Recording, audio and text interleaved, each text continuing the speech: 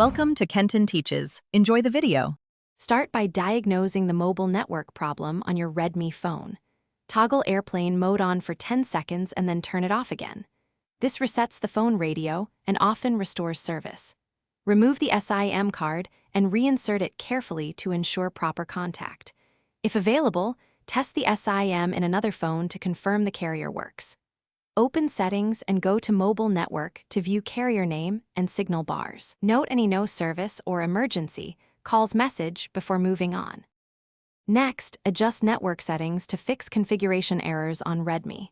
Open Settings, choose Mobile Network, and set preferred network type to LTE or 4G for best compatibility. If automatic selection fails, tap Network Operators and select your carrier manually from the list. Verify the access point name or APN matches your carrier's required values exactly. If problems persist, use Reset options and choose Reset Network Settings to clear APN, VPN, and Wi-Fi profiles. Restart the phone after changes to apply them fully. If basic fixes do not work, perform advanced recovery steps on your Redmi. Check for MIUI system updates in settings and install the latest firmware to fix radio or baseband bugs. Clear system cache by booting to recovery and using the wipe cache option.